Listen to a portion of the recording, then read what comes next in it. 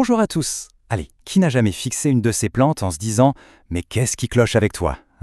On est tous passés par là, ces fameuses feuilles jaunes, c'est tellement frustrant. Et si en fait, les plantes essayaient de nous parler? Eh bien aujourd'hui, on va justement apprendre à décoder leur langage secret. On va devenir de vrais détectives pour plantes.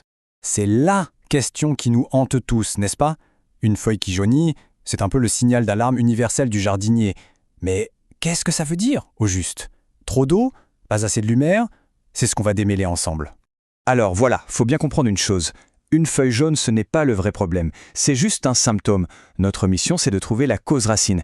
Et très souvent, la réponse se cache juste là, sous nos pieds, dans la terre. Ok, avant de sortir la trousse de secours, il faut revenir aux bases. C'est comme pour nous. Pour être en bonne santé, une plante a des besoins fondamentaux. C'est la base de tout. Et les voici, ces fameux 5 piliers. De l'air, de la lumière pour la photosynthèse, bien sûr, de l'eau pour s'hydrater, assez d'espace pour que les racines et les feuilles puissent s'étaler, et évidemment, des nutriments. C'est ce dernier point, les nutriments, qui va nous intéresser tout particulièrement parce que c'est là que ça devient passionnant. On a tendance à se focaliser sur la partie visible de la plante, mais on oublie son environnement direct. Le sol. Le sol, ce n'est pas juste de la terre, c'est tout un écosystème qui va dicter la santé de notre plante. Et ça, c'est vraiment le point crucial. On peut donner le meilleur engrais du monde, les meilleurs nutriments, mais si le sol n'est pas accueillant, la plante ne pourra tout simplement rien absorber. Le grand coupable dans cette histoire, bien souvent, c'est le pH. Le pH, ce mot qu'on a tous entendu en cours de chimie. En gros, c'est ce qui mesure si le sol est acide ou non. Il faut voir ça comme une sorte de clé. Une clé qui permet à la plante de déverrouiller l'accès aux nutriments dans le sol. Si le pH n'est pas le bon, eh bien les nutriments restent bloqués. La plante a faim, mais elle ne peut pas manger. Alors, concrètement, comment ça marche? C'est assez simple en fait.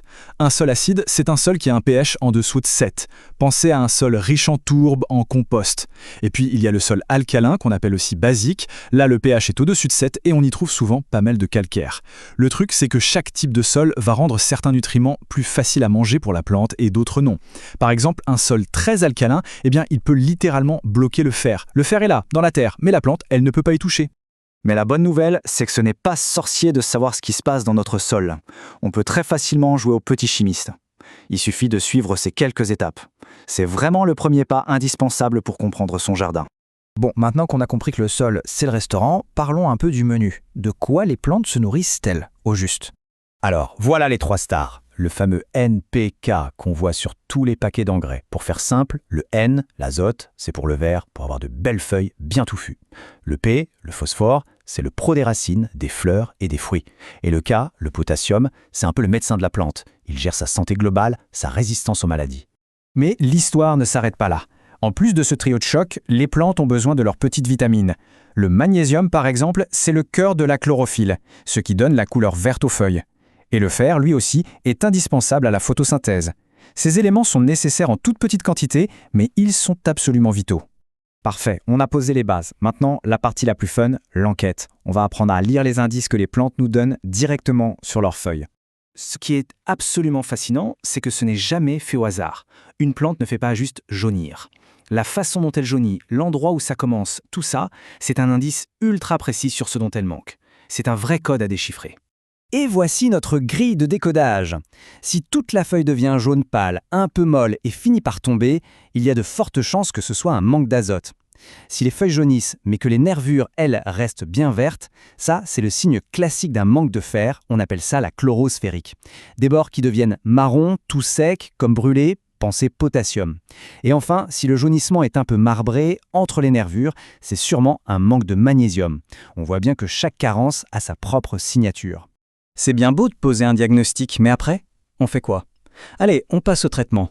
Voyons comment on peut régler ces problèmes très courants. On commence avec un grand classique, surtout dans les sols un peu calcaires ou qui drainent mal, cette fameuse chlorose ferrique. Pour régler un manque de fer, la solution la plus rapide, c'est un engrais avec du fer chélaté. C'est une forme super facile à absorber pour la plante. Sinon, des solutions plus naturelles comme le purin d'ortie, ça marche du tonnerre. Et surtout, il ne faut jamais oublier de vérifier le drainage. Un sol qui retient trop l'eau peut bloquer l'absorption du fer, même s'il y en a. On passe au deuxième cas d'école, le manque de potassium, qui donne aux feuilles cet aspect grillé sur les bords. Là, les solutions sont souvent juste sous notre nez, dans la cuisine ou le jardin. Apporter du bon compost, c'est toujours une excellente idée. La cendre de bois, c'est une mine d'or en potassium. Et oui, La bonne vieille astuce de grand-mère avec la peau de banane, ça marche vraiment. En se décomposant, elle libère doucement ce nutriment essentiel. Mais vous savez, la meilleure des solutions, c'est encore la prévention. Le conseil le plus important, c'est peut-être celui-là. Il ne faut pas se battre contre la nature. Mettre une plante qui aime les sols acides dans une terre pleine de calcaire, c'est chercher les problèmes. Choisir la bonne plante pour le bon endroit, c'est vraiment 90% du travail. Finalement, nos plantes ne sont pas juste des objets de déco immobiles. Elles sont vivantes, elles réagissent, elles communiquent en permanence avec nous à travers leurs feuilles, leurs tiges. La question, ce n'est pas de savoir si elles parlent, mais si on prend le temps de les écouter. J'espère que cette petite analyse aidera à mieux comprendre leur message.